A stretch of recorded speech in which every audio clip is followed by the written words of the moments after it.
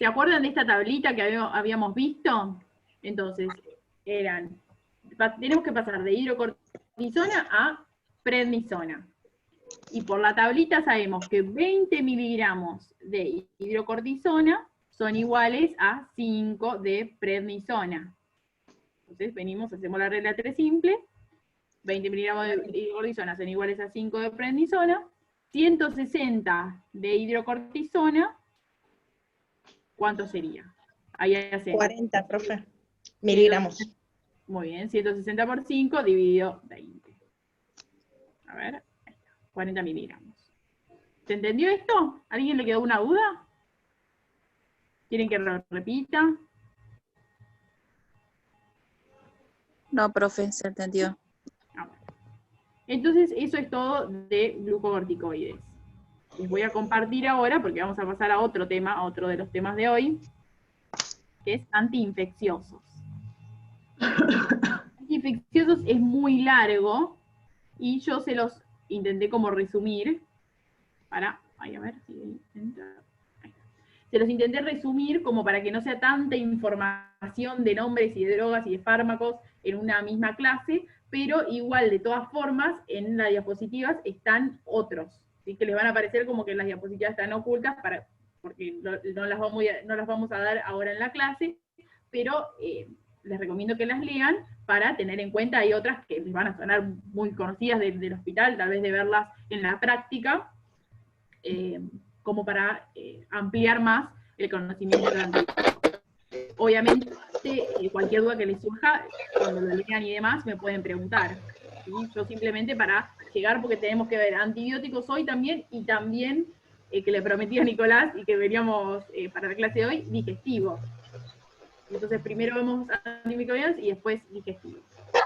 Va a haber hay dos cosas, estos serían antibióticos, ¿sí? Para bacterias, y después hay otras diapositivas que le pasé también a Silvia, que es sobre antivirales, antifúngicos y antiparasitarios. ¿Sí? También les recomiendo que las lean para ampliar, porque hay muchas que son muy usadas, no nos tenemos que quedar en cuanto a antiinfecciosos solo con las bacterias, sino otros microorganismos. Empezamos. Vamos a clasificar a los antibióticos. Podemos clasificarlos según su efecto, según su espectro y según su mecanismo de acción. Vamos a ver qué son estas tres cosas que les dije. En cuanto al efecto antibiótico, si es bactericida o bacteriostático, ¿sí? Les dije que, vamos a ver ahora, todo para bacterias, ¿sí? Todos van a ser antibióticos. Entonces, van a ser bactericidas, los que eliminan a las bacterias, matan a las bacterias, o si no, bacteriostáticos, que detienen el crecimiento de la colonia de bacterias. ¿Sí? ¿Se entiende la diferencia esa? Uno mata a las bacterias, el otro no deja que crezcan. Claro, el otro inhibe la reproducción celular. Claro. En el caso de los bacteriostáticos, va a requerir un sistema inmune intacto para terminar con la infección, ¿sí? Porque las bacterias van a seguir estando, necesita un plus que va a hacer la ayuda del sistema inmune para terminar de matarlas. ¿Sí? Va a ser como un complemento el antibiótico. Por otro lado, les dije que las podemos clasificar según su espectro. ¿Sí? ¿Qué es el espectro de un antibiótico o de un antiinfeccioso? Es el conjunto de microorganismos cuyo crecimiento puede ser inhibido por un antibiótico, usado en dosis terapéuticas. ¿Sí? Cuando esa bacteria es sensible a ese antibiótico, ¿qué significa que es sensible? Que va a o morirse, si es bactericida, o inhibir su crecimiento, si es bacteriostático, por ese antibiótico. Cuando no entra en el espectro, ¿qué es? Es resistente. Y si es resistente, es que ese antibiótico no me va a servir para esa bacteria. ¿Sí se entiende esta diferencia? Sí, profe. Entonces podemos clasificarlos en pequeño espectro o amplio espectro. Cuando es amplio espectro, cuando tiene actividad, además de una bacteria, contra otro tipo de microorganismos. ¿Sí? Va a ser un antibiótico que mate a bacterias, pero también que mate a o parásitos u hongos. ¿Sí? o si no hay 3 bacterias que son unas bacterias que las llaman, antes las consideraban que no eran bacterias porque son intracelulares, que son la Mycoplasma, Rickettsia y Clamidia. Estas 3 bacterias entran a la célula y al ser intracelulares, antes se consideraban que eran como si fueran virus, pero no, son bacterias. Si el antibiótico le pega a estas 3 bacterias, es de amplio espectro. O alguna de esas 3 bacterias es de amplio espectro. Mycoplasma, Rickettsia y Clamidia. Y eso como una aclaración. Entonces, amplio espectro va a ser bacterias más algún hongo, algún parásito, o alguna de estas 3 bacterias que son VIP, ellas, las top, Mycoplasma, Rickettsia o Clamidia. ¿Se entendió esto? Sí, profe. Sí, profe. Seguimos con la clasificación según el mecanismo de acción de los antibióticos. Podemos hablar sobre los inhibidores de la síntesis de la pared, ¿sí? De la pared de la bacteria, los betalactámicos, vancomicina, fosfomicina, cicloserina, bacitracina. Si les suenan estos, me imagino, ¿alguno? Sí, profe. Inhibidores de la síntesis del ADN o del ARN. ¿Cuáles son estos? Las quinolonas, rifampicina, y también tenemos a los detergentes que actúan a nivel de la membrana de la bacteria con un mecanismo detergente, ¿sí? Que genera la lisis de la bacteria, como el colistin. Por otro lado, están los inhibidores de la síntesis de proteínas, como los aminoglucósidos, macrólidos, clindamicina, tetraciclinas, cloranfenicol y linesolid, los antimetabolitos, que van a interferir en ciertas cadenas metabólicas de la bacteria, como el sulfametoxazol y trimetoprima, y algunos que generan daño del ADN de la bacteria, como metronidazol y nitrofuranos.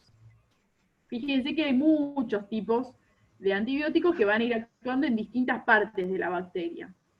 Dependiendo de qué parte de la bacteria actúe, van a tener distintos espectros. Vamos a empezar con betalactámicos, pero vamos a ver algunos, no vamos a ver todos estos porque no vamos a llegar con el tiempo. Con respecto a una aclaración, lo que es la resistencia a antibióticos, ¿por qué se va a producir la resistencia? Porque si tal vez lo vieron en el hospital o estudiando, leyendo, que cada vez hay más bacterias resistentes. ¿Sí? Cada vez vamos a llegar un poquito más tarde. ¿Sí? Las bacterias se van a ir replicando y van a tener resistencia a antibióticos y nos vamos a quedar sin ningún antibiótico para darle. En muchas situaciones es que hay que ir cambiando, e incluso cambiando, no se hay que combinar antibióticos, es muy difícil esa situación de tratamiento. ¿Por qué se produce esta resistencia? Usando el antibiótico equivocado, ¿sí?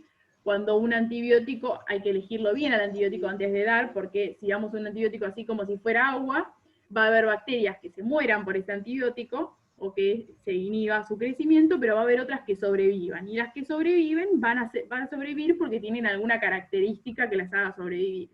Y esas bacterias a su vez van a tener hijos, y van a tener más hijos, y van a crear cepas, y esas cepas van a ser resistentes a ese antibiótico que yo di. ¿Sí? Y que si lo doy de forma equivocada, voy a estar creando una resistencia bacteriana. ¿Sí? El tema de resistencia a antibióticos es un tema serio, y es importante tomarlo con cuidado a la situación de usar antibióticos y recomendar antibióticos a los pacientes, porque si los tomamos medio a la ligera, podemos estar generando un grave problema, que es la resistencia a antibióticos, que ya se ve que se genera, y va a haber pacientes que tengan infecciones con bacterias que no podamos tratarlas porque ningún antibiótico va a poder matarlas. ¿Sí? Es algo gravísimo esta situación. Seguramente que deben haber visto alguna situación de un paciente que tenía el antibiótico y que el antibiótico no le funcionó y hay que ir rotando. ¿Les pasó esto? Sí, profe. Sí. Bueno, una de las razones es por dar el antibiótico equivocado. Otra de las razones es por administración errónea, ¿sí? En dosis, en tiempo o en vía de administración. ¿Sí? que tal vez toma menos dosis de la que necesitaba, o que le decían tomalo cada 8 horas y lo tomaba una vez por día o una vez cada 12 horas. En cuanto a los antibióticos, es importante cumplir con todas las instrucciones y también darlas bien a las instrucciones, ¿no? Obviamente. Cumplir bien con estas instrucciones, porque muchos pacientes dicen, no, pero ya está, ya no tengo síntomas, lo dejo de tomar, ¿sí? No siempre está bueno eso, puede estar favoreciendo la producción de resistencia antibiótica, si dejo de tomarlo, si lo tomo cuando me acuerdo, ¿sí? Algo para tener en cuenta, esto también es un grave, algo que favorece a la resistencia. Profe, Y, acá sí. estoy. Tengo una consulta. Hay casos donde, por ejemplo, se recetan antibióticos sin realizar algún tipo, por ejemplo, de las vías respiratorias, se suele recetar bastante lo que es la amoxicilina y el ácido clavulánico sin realizar un hisopado de fauces. Se puede considerar una cierta negligencia en ese sentido, si es que genera una cierta resistencia y puede ser algún tipo de microorganismo distinto que pueda no afectarle la amoxicilina o el ácido clavulánico, por ejemplo. Es una muy buena pregunta lo que me preguntaste, porque el tema de las vías aéreas superiores, la mayoría de las, principalmente el exudado de fauces, en el caso de una faringitis que tengo un paciente, en un 80% esa faringitis va a ser viral. Entonces, si yo del paciente que tiene una faringitis viral le doy un antibiótico, el antibiótico no le va a estar haciendo absolutamente nada. Lo que va a generarle puede generar un efecto adverso o puede estar generando resistencia a antibióticos. Entonces, sí, totalmente concuerdo con haber visto esta situación y sentirme indignadísima ante esta situación de que se receta amoxiclavulánico como si fuera agua y tómate esto que se te va a calmar. Y es muy, en cuanto a porcentaje, si el 80% es viral, no hay que darle a todos. Si un día de guardia, de todos los pacientes que recibas con faringitis, la mayoría va a ser viral. Entonces, si a todos esos le damos amoxicilina clavulánico, es muy posible que esos simplemente le estemos generando una molestia, o que no le haga nada, o que le genere efectos adversos, pero no le va a calmar ningún tipo de la sintomatología, porque va a ser la infección viral se autolimita sola, termina sola y listo. Entonces, algo muy importante, muy buena tu pregunta en esta situación.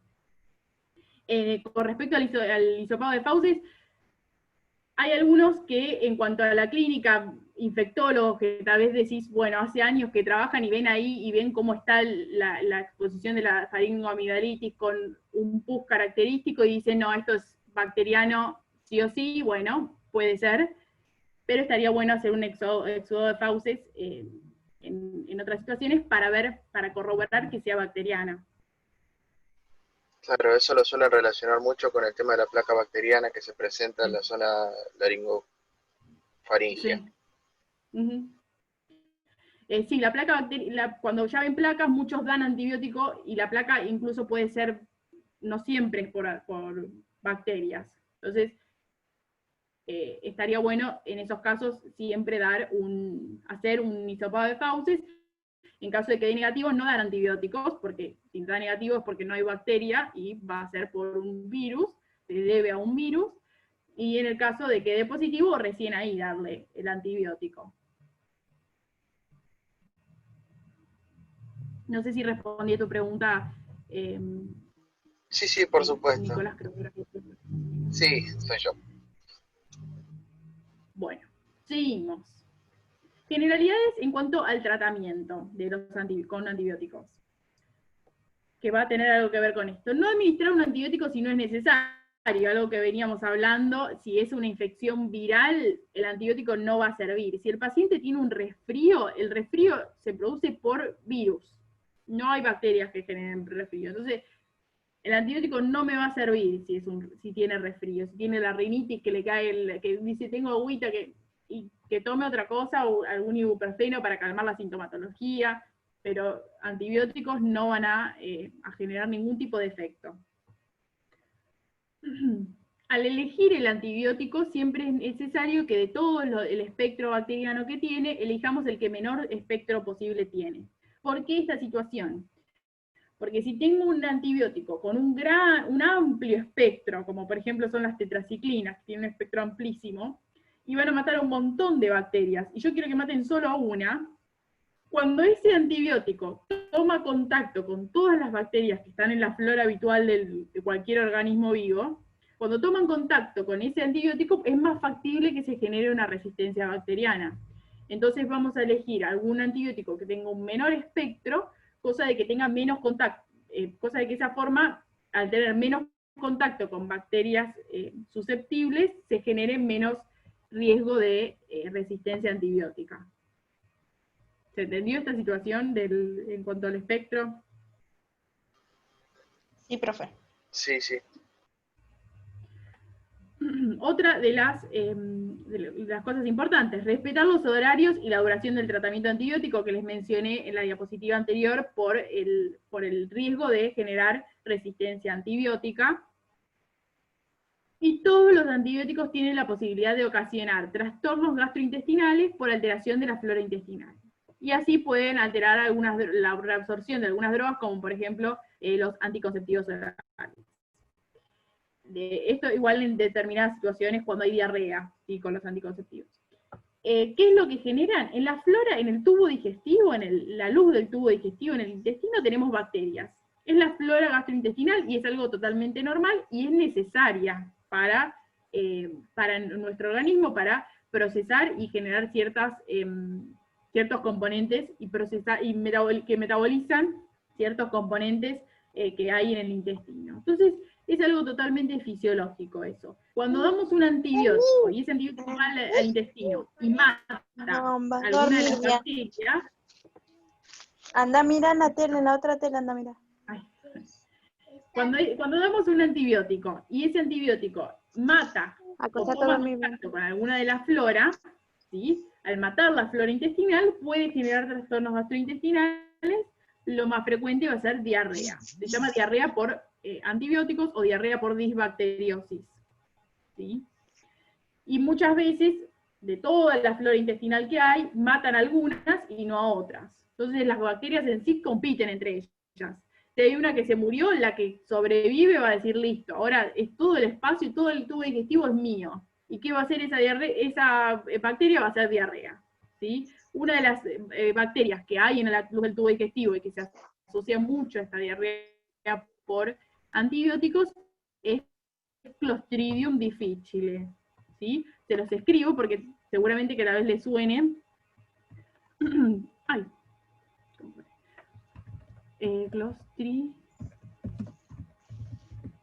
Ahí se los escribí en el chat, ¿sí? Para que lo tengan en cuenta, porque tal vez lo escuchan en el ámbito hospitalario, que se usa mucho antibiótico, es muy frecuente esta diarrea por Clostridium. Vamos a ver qué antibiótico dar para esa diarrea. Empezamos con los inhibidores de la síntesis de la pared, ¿sí? Vamos a ver, habíamos dicho que uno de ellos eran los beta-lactámicos, ¿sí? Los beta-lactámicos a su vez pueden clasificarse, fíjense, son unos cuantos, en penicilinas, que están las naturales, las aminopenicilinas, las ureidopenicilinas y las carboxipenicilinas. Vamos a ver estas, de cuáles. Cefalosporinas, que están de primera a quinta generación, carbapenemos, como imipenem, meropenem, ertapenem, y por otro lado tenemos estos que no son en sí beta-lactámicos, pero que son inhibidores de las beta-lactamasas. ¿Qué son las beta-lactamasas? Son enzimas que crearon las bacterias como resistencia a antibióticos, y con estas enzimas rompen la molécula de beta-lactámicos y el beta-lactámico no sirve más. Entonces, para darle una revancha a esa situación, damos un inhibidor de las beta-lactamasas. Entonces, este inhibidor va a ir, se lo llama inhibidor suicida. ¿Por qué? Porque este inhibidor se mete ahí en la enzima, deja que la enzima lo inactive, y mientras pasa el beta-lactámico, y el beta-lactámico sí va a actuar como antibiótico. ¿Se entendió esto? Sí, profe, una consulta. Sí. ¿Esta bacteria perdura en el tiempo en la persona? ¿El Clostridium? Sí, el Clostridium. Es flora habitual del tubo digestivo. ¿Y es contagioso? Sí. Es contagioso, pero dependiendo de la situación en la que se encuentre. Si el paciente está con diarrea, es contagioso, pero Sí, hay que ver de acuerdo o sea, la diarrea se va a producir por una alteración de la flora de ese individuo. Y porque la bacteria está siempre, pero el problema es cuando crece mucho, cuando genera una población enorme de bacterias y tiene muchas hijitos, digamos, no sé cómo decirlo. está bien, no. No, porque bueno, en el lugar donde yo trabajo hubo un residente que vino de una internación del hospital italiano e ingresó con esa bacteria hace unos meses atrás. Asimismo, su esposa la tuvo. Entonces, en ese momento nuestra preocupación era esa, si nosotras podíamos contagiarnos o no, por más de que tengamos todos los elementos de protección. Ah, no, si tienen los elementos de protección, no pasa nada, están aseguradas, digo. No, está bien, entonces Profe, gracias. Hay que, obviamente con la higiene y con los elementos de protección, eso es el camisolín, los guantes, todo, de lavarse bien las manos y todo cuando van a tocar al paciente. Sí, sí, profe, Con eso ya están protegidas. Sí. gracias. una No, consulta. Profe, una consulta. sí. El Clostridium difficile, en estas circunstancias, por ejemplo, es a través de la proliferación de la contaminación de las fómites, por ejemplo. Pero aparte de las fómites, ¿hay alguna posibilidad que haya algún tipo de contacto vía las mucosas, por ejemplo, Para el Clostridium, para Clostridium? sí, contacto no como de mucosas. Mucosas orales, por ejemplo, cuando está presente, por ejemplo, una patología relacionada al Clostridium difficile, si por ejemplo a través de las mucosas orales, por ejemplo, cuando un paciente estornuda porque no se está comiendo, se broncoaspira, estornuda y, por ejemplo, puede llegar a contagiar el Clostridium difficile a través de la saliva, por ejemplo. No, porque el Clostridium va a estar a nivel intestinal, lo puede contagiar, no estornudando porque el estornudo viene de vía aérea superior, ¿sí? En ese caso no lo va a contagiar, pero puede contagiarlo por secreciones, por el paciente al no lavarse las manos bien cuando termina de defecar o en situaciones porque se elimina por heces. Claro. Me En saltaba ese la caso, duda porque con justo estornudo también no. la Escherichia coli también es otra bacteria relacionada a la materia fecal y a la flora intestinal, y por esa razón me daba la duda de que si había contaminación más allá de la flora intestinal, si se podía proliferar a través de las mucosas orales, por ejemplo. Claro, no. En ese caso, lo que sería la ingestión puede contaminarte si vos ingerís y por vía oral. Pero si el paciente estornuda, no lo va a contagiar por esa vía de transmisión. No va a ser el estornudo lo que contagie, sino que toque algo y que sea contaminante eso que toque por la falta de la higiene propia que se elimina por la diarrea. Por así decirlo. Es por contacto, entonces, profe. Sí, es por contacto.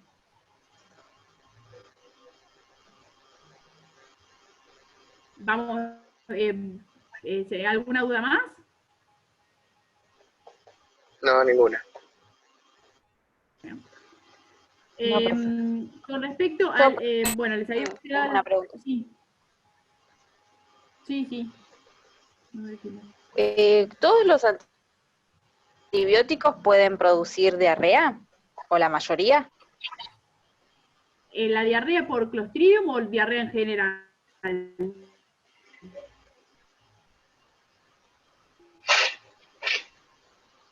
No sé, porque diarrea en general pueden generarlos todos. Sí, todos pueden generar diarrea por disbacteriosis. Por Clostridium, algunos. Los que matan al Clostridium no van a generar diarrea por Clostridium, pero pueden generar diarrea por otra cosa. ¿Se entendió eso? Sí. Claro. Los que se dan por vía oral tienen mucho riesgo. Sí, ¿qué más? ¿Qué pregunta? No, mi consulta era si por el tema del consumo de los antibióticos también hay cierta alteración de las mucosas digestivas, Cuando un paciente consume, por ejemplo, algún tipo de inhibidor algún omeprazol o algo por el estilo, ¿cómo altera, por ejemplo, el pH del estómago el tema de la absorción del antibiótico? El omeprazol, dependiendo del antibiótico que sea y dependiendo la vía por la que se administre, igual. ¿Vos tenés alguna duda en particular?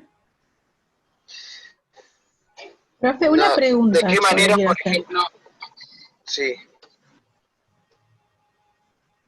Porque el omeprazol puede disminuir la absorción de algún antibiótico, pero dependiendo cuál. Hola. En algunos casos puede generar interferencia en la amoxicilina, si mal no recuerdo, sí. No sé si alguien más quería hacer una pregunta. Nicolás, no sé si respondí. Sí, no fui muy específico tampoco, pero sí, más o menos sí se entiende el concepto. Sí, sí. El omeprazol puede generar alteración no solo de antibióticos, sino de otros fármacos también. ¿Sí? Disminuye la absorción de otros fármacos. Porque al aumentar el pH estomacal puede afectarse la absorción. Hay una Por compañera que ende, creo que retrasa su efecto. ¿No? Claro, ¿retrasa el efecto o lo disminuye? Disminuye.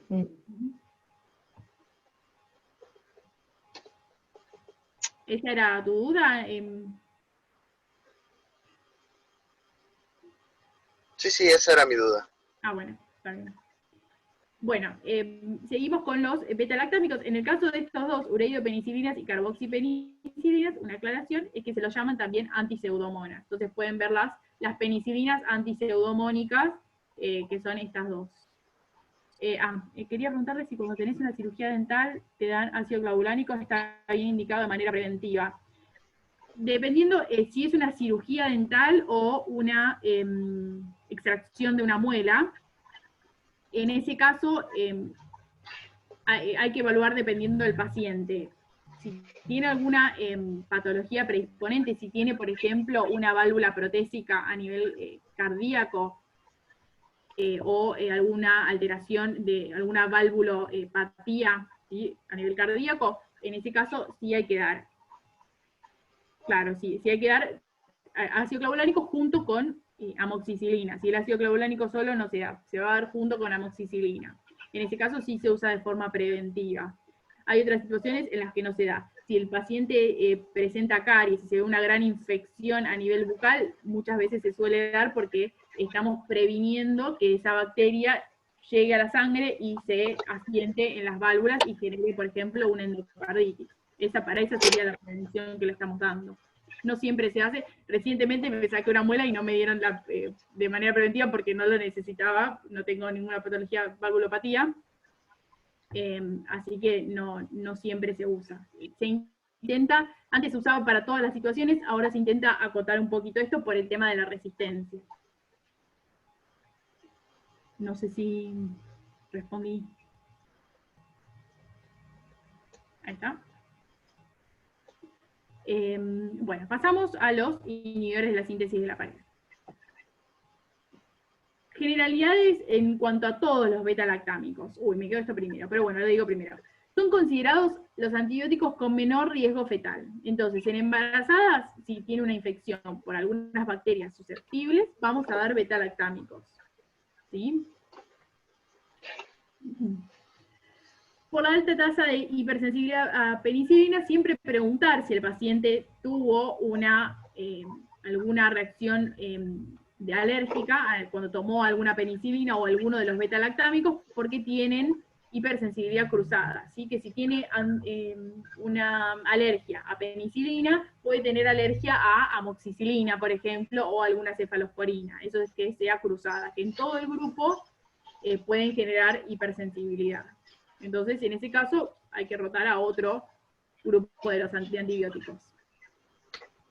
Y en este caso, cada vez es más frecuente la resistencia a los beta-lactámicos por estas enzimas llamadas beta-lactamasas, que son las enzimas que les mencioné antes, que vamos a ver cuáles, qué fármacos vamos a dar que son anti-inhibidores de las beta-lactamasas. Ácido clavulánico, que la mencionamos antes, es uno de ellos. Vamos a hablar un poquito más adelante. Empezamos con las penicilinas naturales. La penicilina G, que puede ser G o B de las naturales. La penicilina G puede darse por vía intravenosa, de liberación rápida, sódica y potásica, o intramuscular, de liberación prolongada, benzatínica o procaínica. La procaínica ya no se usa mucho, la benzatínica sí, por vía intramuscular. Indicaciones. ¿En qué situaciones lo podemos dar a esta penicilina? Para neumonía neumocóxica, para sífilis, muy usados de primera línea para tratamiento de sífilis, la aplicación intramuscular de penicilina benzatínica, una vez por semana, durante 3 semanas, esa es la indicación. Muchas veces van a ver que en sífilis tal vez le dan una sola aplicación, en ese caso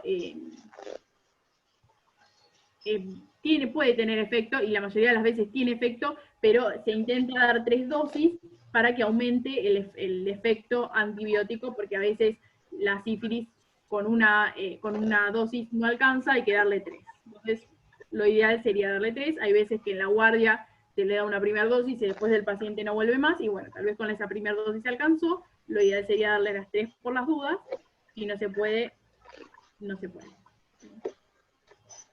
Endocarditis, otra indicación de la penicilina, meningitis y otras. Y principalmente acuérdense, sífilis. Las otras pueden darse, pero vamos a ver que hay otros antibióticos que también pueden darse para esas patologías. No administrar, ojo, no administrar los preparados intramusculares por vía intravenosa, no son intercambiables estos. En el caso de la penicilina B o fenoximetilpenicilina, sí es lo mismo. Se va a dar por vía oral, si es resistente al medio ácido, entonces en este caso no va a verse afectada en situaciones en cuanto a la vía oral, de administración por vía oral. Las indicaciones son faringitis estreptocóxica, sí que habíamos hablado antes de amoxiclavulánico para la faringitis estreptocóxica, podría darse penicilina B y funciona bien. Para desensibilización también. Cuando se da desensibilización es cuando un paciente es alérgico y necesita sí o sí usar una penicilina, entonces se le van a dar pequeñas dosis de penicilina por vía oral para que se vaya esa alergia que le tiene a las penicilinas. Y ese es el mecanismo por el cual se desensibiliza. Profe, Sí. una consulta. Para la administración de una penicilina sódica o potásica hay que contemplar si el paciente es cardiópata, por ejemplo. Sí, sí. En el caso de sódica estamos dando sobrecarga de sodio, entonces en ese caso sería tal vez mejor potásica. Pero ojo, controlar el potasio, la calemia, ¿sí? La potasemia del paciente, porque si la tiene alta, la penicilina potásica puede afectarla, y la hipercalemia es un grave problema, pero sí hay que tenerlo en cuenta eso.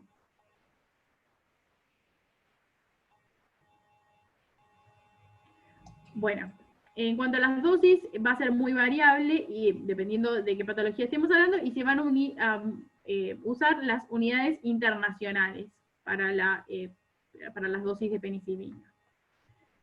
Se eliminan sin metabolizar por el riñón, por lo tanto tener en cuenta la función renal del paciente a la hora de administrarlas. ¿Alguna duda de las penicilinas?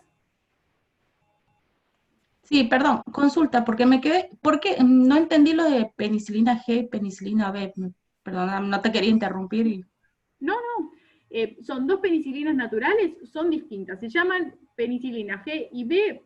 Sinceramente no sé por qué le pusieron G y por qué le pusieron B, pero son 2 cosas distintas. Tienen el nombre de penicilina porque son naturales, porque fueron las que descubrió Alexander Fleming. No sé si conocieron la historia de Alexander Fleming cuando descubrió las penicilinas, por un hongo que es el penicillinum, que inhibía el crecimiento bacteriano. Descubrió este antibiótico y se clasifica a su vez en 2 que son distintas.